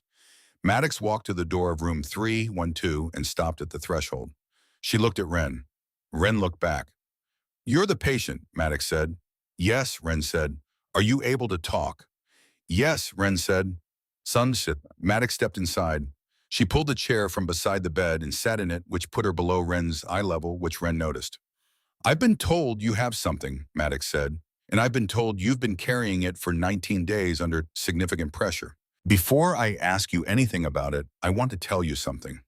She paused. "Whatever's on that drive, the decision about what happens to it is going to involve lawyers and judges and processes that are bigger than this room. My job tonight is not to take it from you. My job is to make sure it gets where it needs to go in a way that can actually be used. There's a difference." Ren studied her. "Who do you work for?" Ren asked. "State Criminal Investigations Unit," Maddox said. "Not local, not county." "Rusk is county," Ren said. Yes," Maddox said. "And he knew I was here before the hospital had my name?" Ren said, "Which means someone told him." "We're looking at that," Maddox said. Ren was quiet for a moment. Outside in the hallway, the low professional murmur of the investigation organizing itself moved through the door, specific and purposeful. She could hear Deckard's voice somewhere in it, not the words, just the particular cadence of someone answering questions with the directness of a person who had nothing to protect except the truth. "The drive was in a van," Ren said. "Blue circle logo, white letters shaped like a wave. The van was at the Kellerman Freight Yard west side of the county, approximately 3 in the morning and 19 days ago." She described what she had seen with the flat precision of someone who had rehearsed the account in her head, many times not for performance, but because she had understood from the beginning that if she ever got to say it out loud, it would need to be exact. 2 men, one directing, one assisting, a third man removed from the back of the van and placed in a container in the storage section. The man directing had a ring on his left hand. Gold band, dark stone, wide setting.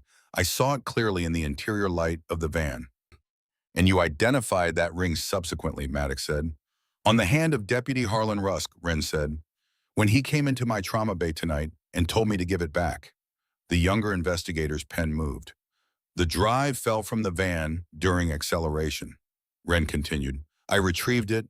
I secured it on my person because I understood that without physical evidence, the account of a 15-year-old girl with no fixed address and no documentation would not be sufficient to initiate any meaningful investigation."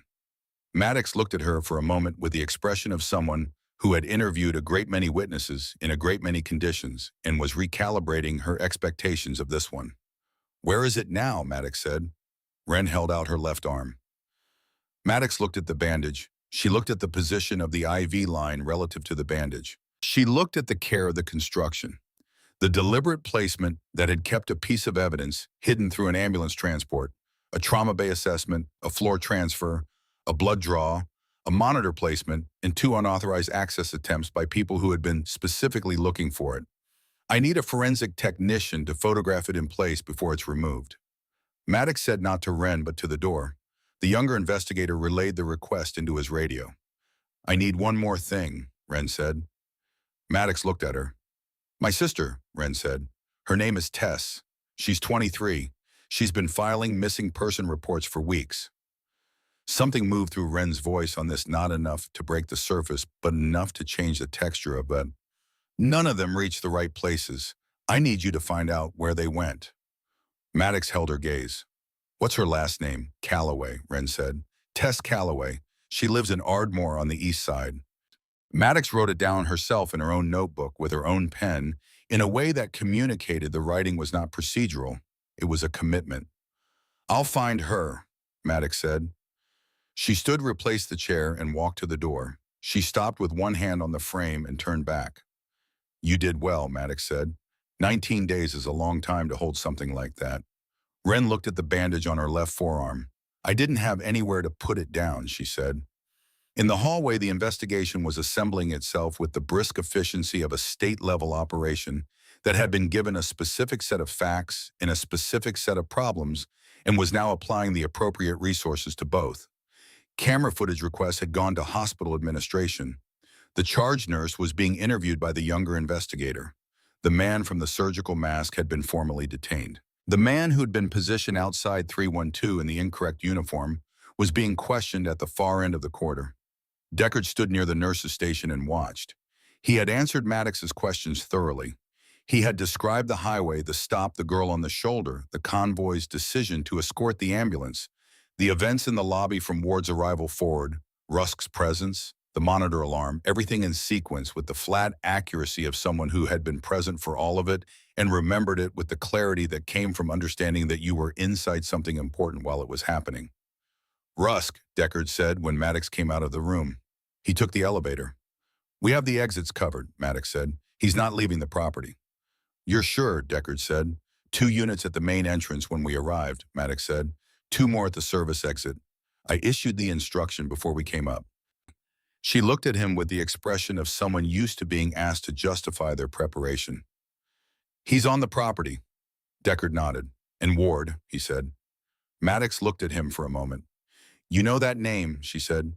"He came in with guardianship paperwork," Deckard said, "before the hospital had the girl's name. He didn't know the street she grew up on." He paused. "He left when we pushed back, but he didn't look like he was done." Maddox turned to the trooper at the elevator. "I need a location on a Graham Ward," she said. "White male, late 30s, suit, dark folder. He left through the main entrance within the last 2 hours." She paused. "Check the service lane." The trooper relayed it. Deckard moved to the window at the end of the corridor, the one that looked down over the hospital's service lane. He looked through the narrow pane, angling his body to see down along the side of the building. The service lane was not empty. A dark van was parked partially behind the loading dock overhang, positioned in the way that a vehicle was positioned when the driver wanted it accessible without being immediately visible from the main road. Its headlights were off. Something about the stillness of the vehicle was the stillness of an engine running rather than an engine off. A readiness. And beside the van, standing with his folder still under his arm and his phone to his ear, and his posture communicating no emergency whatsoever, was Graham Ward. Deckard did not move immediately from the window. He looked at Ward for 5 seconds, the way you looked at something you needed to understand fully before deciding what to do with the understanding. Ward was not rushing. Ward was not scanning the building with the anxiety of someone whose plan had failed. He was standing beside a dark van in a hospital service lane at night with the patience of a man who had done his calculation and arrived at a number he was comfortable with. People who improvised showed urgency. People who had backup plans didn't need to. Deckard turned from the window and found Maddox 6 feet away. "Service lane," he said. "Dark van. Ward is beside it. He's on the phone." Maddox moved without rushing, which meant she was moving fast. She spoke into her radio. "Service lane. Dark van occupant matching Ward description. Do not approach alone. Hold position and maintain visual." She looked at the trooper. "2 units to the service lane now. Approach from the exterior, not through the building." The trooper went. Deckard looked back through the window. Ward was still there. And then Deckard saw the rear door of the van visible from this angle as a thin vertical line of darker darkness against the dark body of the vehicle, and the line was not the line of a closed door. It was open by approximately 6 inches, the width of ventilation, or the width of a door held from the inside. Deckard stared at it. "There's someone in the van," he said. Maddox came to the window. She looked. She saw what Deckard had seen. "The service lane units need to look at the rear," she said into her radio. "The rear door of the van is not fully closed. Approach from both sides simultaneously. Do not let the vehicle move." Below, Ward's phone came away from his ear. He looked at it. He looked at the building. Something in the quality of his stillness changed, not dramatically, but in the way a person's stillness changed when the information they had just received had revised their timeline. He looked at the van. He made a decision, and the decision was visible in the way he moved toward the driver's door. Not hurrying, still maintaining the posture of a man with legitimate business, but moving with a purposefulness that had abandoned the patience of the previous minutes. From below, headlights appeared at both ends of the service lane, Simultaneously, state units arriving from the building's exterior and the way they positioned across the lane entrances removed the van's exit options in approximately 4 seconds. Ward stopped with his hand on the driver's door. He looked at the lights. He looked at the units. He looked at the building. He pulled the door open and threw the van into gear. The engine roared. The van lurched forward, tires scrabbling on the wet concrete of the service lane, nosing hard toward the gap between the two state units, looking for the angle that would get it through before the units closed. The units didn't close. They held their positions, and the troopers got out fast, and one of them raised his weapon and his voice at the same time, and the voice said stop, and the van didn't stop, and what came next was the sound that Deckard had heard before in other contexts, and that was unmistakable regardless of context. A single shot, not at the driver, at the front left tire. The tire blew with a sound like a fist hitting a table, sudden and flat, and the van lurched sideways and the front corner dropped, and the van ground forward for another 10 feet on the ruined rim before the physics of the situation made further forward motion impossible, and the van stopped, engine still running, the front left corner of it 6 inches from the state unit's bumper. For a heartbeat, the only sound was the engine idling and the hiss of the destroyed tire. Then doors opened. Troopers converged. Ward was pulled from the driver's side with the rapid, practiced efficiency of people who did not want to give a man with a plan the seconds a plan required. He went to the ground. His folder hit the concrete of the service lane, and the papers scattered in the draft, the guardianship documents and the medical history and the release authorization spreading across the wet ground like things that had forgotten what they were for. The rear door of the van was pulled open. A hospital worker in scrubs fell rather than stepped out, his legs not fully cooperating, his wrists red where something had been around them. He sat down on the concrete of the service lane and breathed the open air with the deliberate concentration of someone reminding their body what air was supposed to feel like. A trooper crouched beside him. "Can you tell me your name?" the trooper said. The man said his name. He said he worked in hospital administration. He said he had been told he needed to authorize some access logs for a patient transfer. And when he said no, things had happened quickly after that. He said he had been in the van for he didn't know how long. He said he was cold. A second trooper draped a foil blanket over his shoulders. Ward was in cuffs on the pavement. His face was turned sideways against the concrete, and the clean composure he had carried through the lobby and the hallway and the parking lot and the service lane had finally left him replaced by something rawer and less managed. His eyes were open. He was looking at the scattered papers near his face, the documents he had prepared so carefully lying in the water on the service lane concrete. Deckard watched from the third-floor window until the units had Ward in a vehicle, and the hospital employee was sitting on the loading dock with his blanket and the van's doors were secured. Then he turned from the window and walked back to room 312. Bane was still in this corner where Deckard had left him, back to the wall-eyes on the room, arms folded.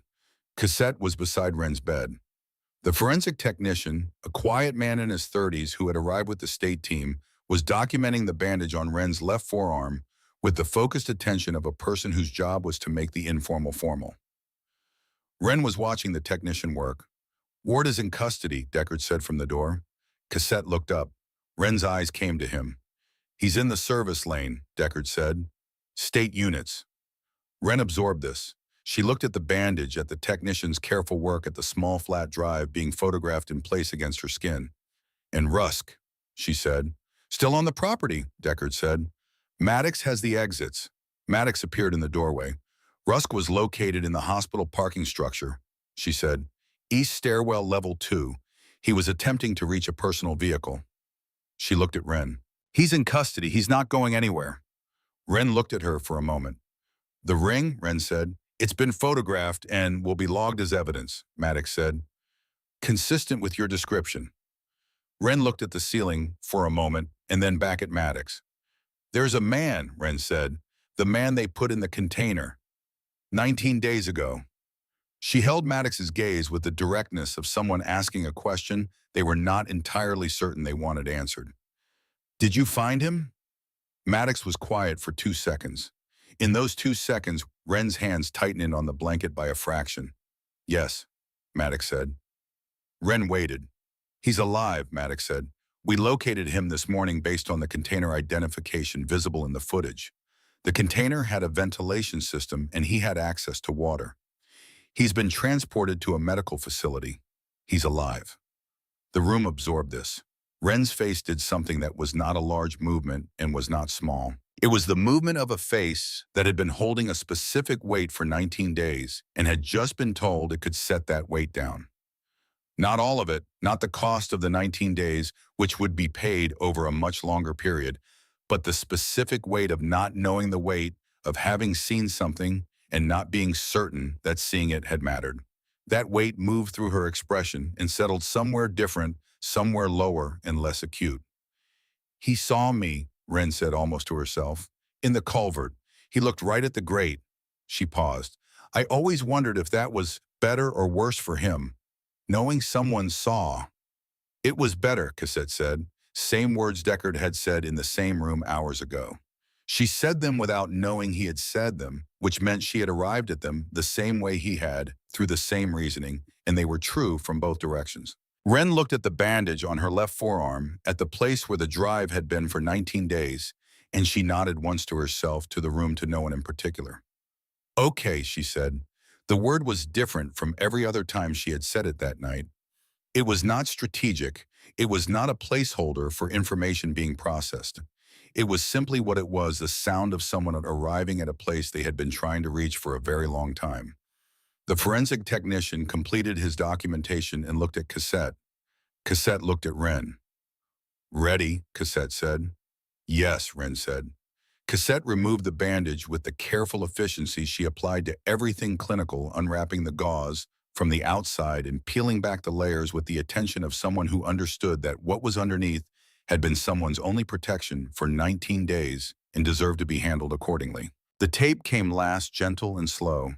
And then the drive was free, and Cassette placed it in the small evidence envelope the technician held open, and the technician sealed it and initialed the seal and dated it, and the drive that had been taped against Ren's skin through drainage culverts and dollar store runs and a highway shoulder and a trauma bay and a hospital room and 2 unauthorized access attempts became, in that sealed envelope, a piece of evidence with a chain of custody that would be very difficult to argue with in any court that cared about documentation. Ren looked at her left forearm. The skin where the tape had been was slightly pink, slightly indented, the temporary mark of something that had been pressed against it long enough to leave an impression. She looked at it the way you looked at a mark left by something important, with the recognition that it had been there, and now it was going somewhere that could use it better than her forearm could. What happens to it now? She asked.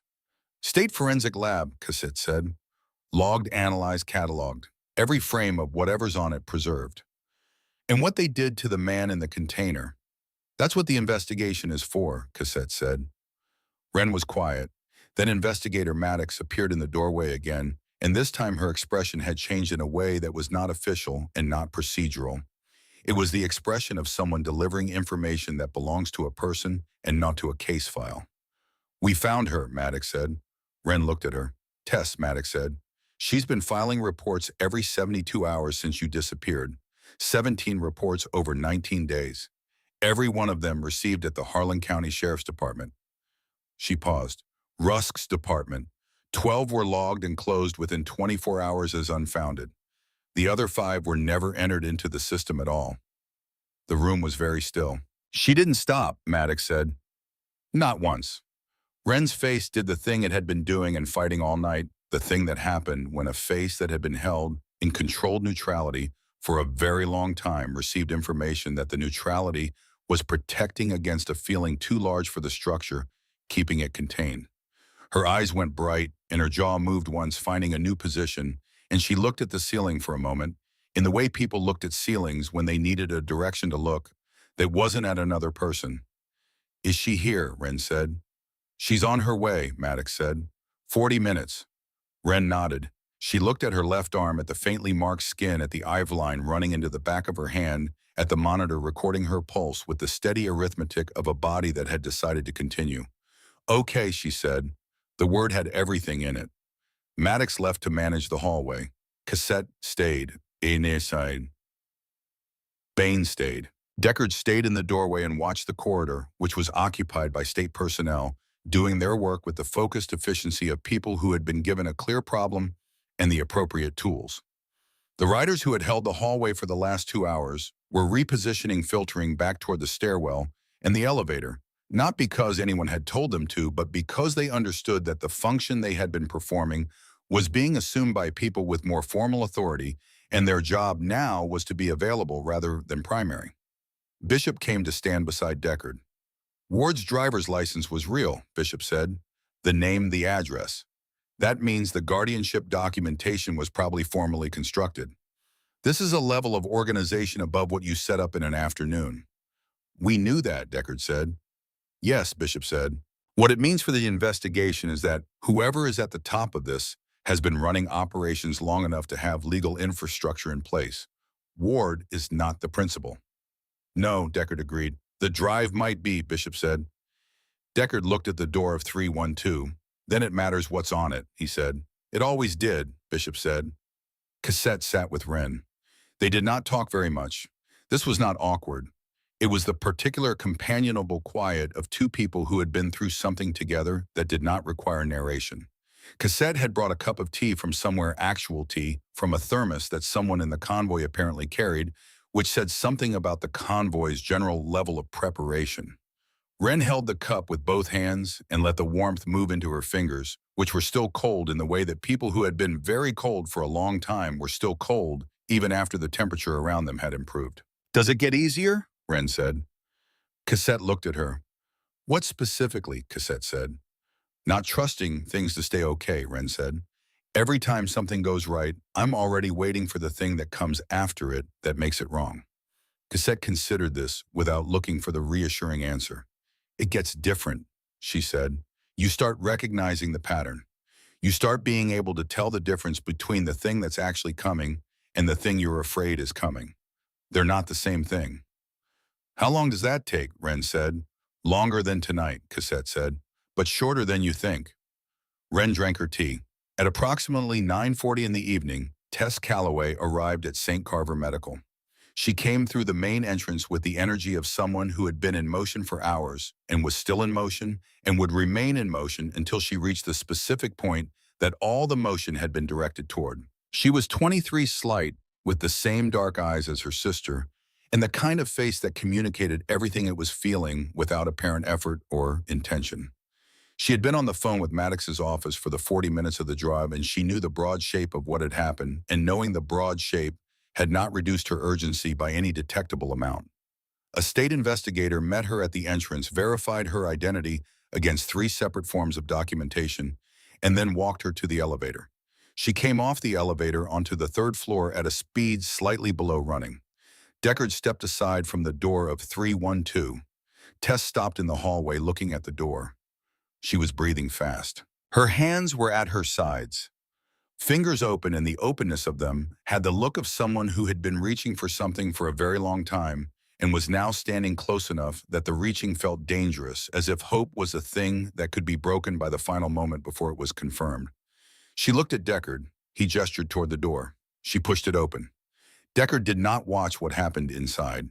He turned toward the corridor and looked at the hallway in the nurse's station, and the trooper at the elevator, and the art prints on the wall that had been selected by someone who believed nature photography could absorb human anxiety, and he let the sounds from inside room 312 exist without attaching to them specifically because that moment was not for him, and he knew it.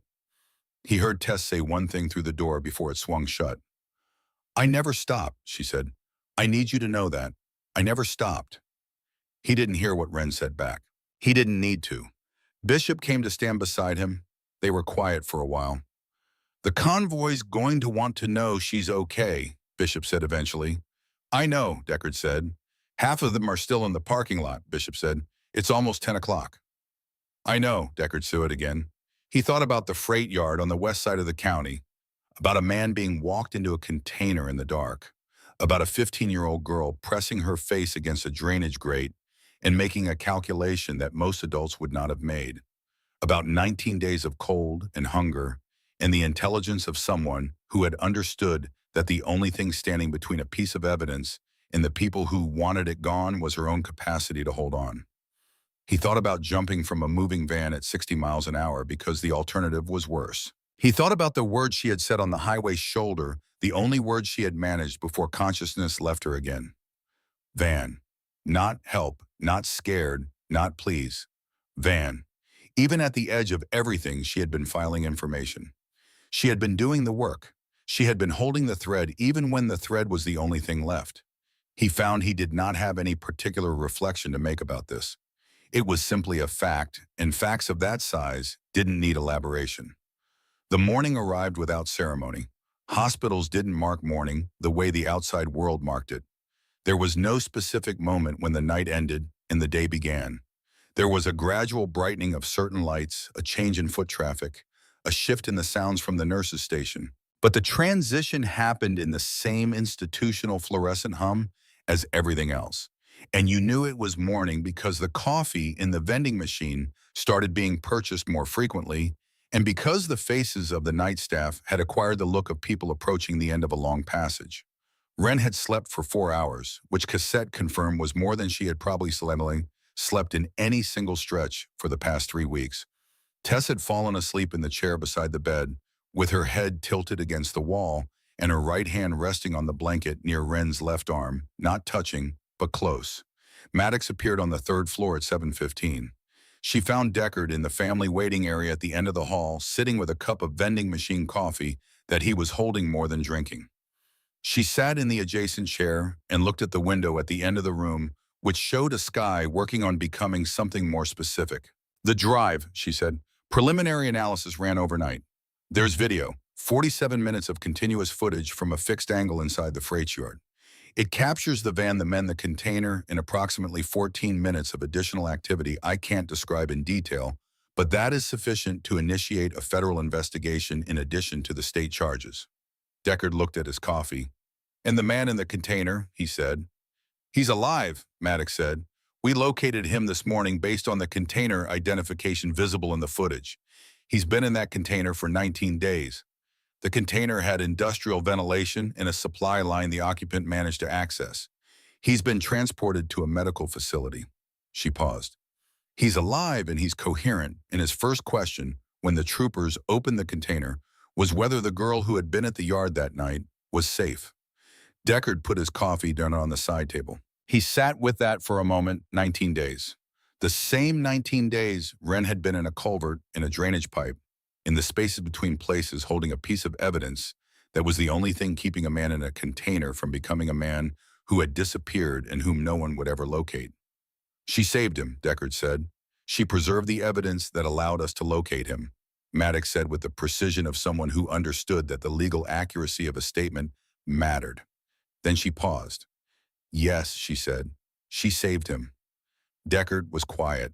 He had already told Wren the man was alive, and he knew from the way she had received that information that it had mattered to her in the way that mattered most. Not as a strategic success, but as a confirmation that what she had done in the dark of a freight yard drainage culvert, what she had decided to carry and keep and protect at personal cost, she was still paying, had been worth something real to a real person. Real. That was enough. That was more than enough. At 8:40, Wren was discharged from St. Carver Medical into the joint custody of Tess Calloway.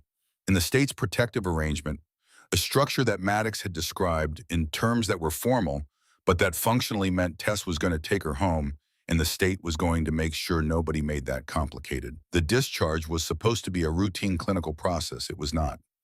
Deckard had gone down to the lobby at 8, and what he found there was what had been accumulating in the parking lot overnight, which was most of the convoy still there, engines, cold riders standing or sitting beside their bikes in the early morning, gray with the patient, unhurried quality of people who had decided they were not leaving until a specific thing had happened, and the specific thing had not yet happened. Nobody had organized this. Nobody had sent a message or issued a directive. It had simply happened the way things happen in groups that shared a sufficiently clear understanding of what mattered. Deckard looked at them through the glass for a moment. He went back upstairs. He found Maddox and told her what was in the parking lot. Maddox looked at him. "She should go out the front," she said, "not the service entrance."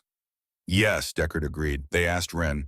Wren was dressed in clothes that Tess had brought, not the hospital gown and not the destroyed clothing from the highway, real clothes her own size that Tess had stopped at a store to buy on the drive over the previous night because that was the kind of thing Tess had calculated in transit. She was sitting on the edge of the bed with her feet on the floor and her left arm bare of the bandage, now the skin still faintly marked, and she was looking at the door with the expression of someone deciding something. "The front," she said. "Yes," Cassette said. "The front." Ren stood. They went down by the elevator. Maddox came. Cassett came. Tess walked beside Ren with the awareness of someone who understood that proximity mattered and was calibrating the exact proximity that was supportive without being constraining. The elevator opened onto the lobby, and then Ren stopped, because the lobby was not the lobby she had been brought into the previous afternoon on a gurney with her eyes closed. The lobby was lined, on both sides of the path from the elevator to the main entrance, beginning at the elevator doors and extending through the lobby and out the automatic main doors and down the steps and across the hospital's front approach to the parking lot beyond. There were riders, helmets in their hands, not on their heads, vests, patches, gray beards, and the weathered faces of people who had been on the road for a long time and understood something about distance and what it cost and what it was worth. They were not making noise, not a ceremony, not a parade, just a corridor, just people standing in a configuration that communicated a thing without requiring it to be said. Ren stood at the elevator and then looked at the length of it. She looked at the faces nearest her. The man with the white hair, the woman with the road name on her vest, the big quiet man who had been in her room all night and was now in the corridor with his arms at his sides instead of folded. She looked at Deckard. He was standing at the point where the lobby met the first of the outdoor steps, 2/3 of the way down the corridor of riders facing toward her. He had his helmet in his right hand and his left hand was at his side, and his expression was the expression he had worn all night, which was the expression of a man who had decided where he was going to be and was simply being there with no drama about it. Ren walked forward. She walked the length of the corridor at the pace of someone who was choosing to take her time, because there was, for the first time in 19 days, time to take. She looked at the faces as she passed them, not with shyness and not with performance, but with the direct, clear attention of someone cataloging things she wanted to remember. She passed the man with the white hair. She passed the woman with the road name. She passed Bane, who was watching the room as he always watched rooms, and whose expression when she passed him changed by exactly the amount it was going to change, which was a small amount, but real. She reached Deckard. She stopped. She looked up at him. He looked at her. She nodded. Once slowly, with the deliberateness of someone who had thought about what the gesture meant before making it. He nodded back. That was all. She walked through the automatic doors and down the steps and into the early morning gray of the parking lot. And behind her, the convoy began quietly one by one to put their helmets on. Outside, the world was the particular color of a morning that had not yet decided what kind of day it was going to be, gray and flat and open in every direction.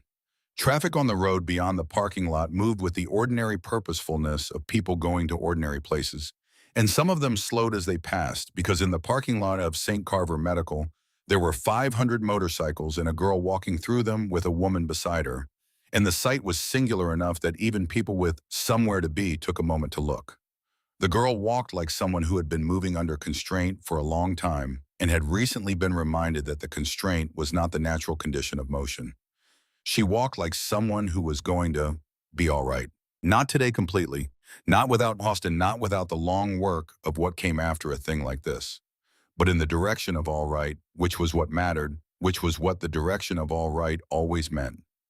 Behind her, the first engine turned over, then another. Then the sound built the way it always built, from single voices to something collective, something that was not any one machine, but all of them together, the sound of 500 engines that had stopped once for a girl on a highway shoulder and were now in the gray morning beginning to move again. Not a parade this time, just the sound of people going home.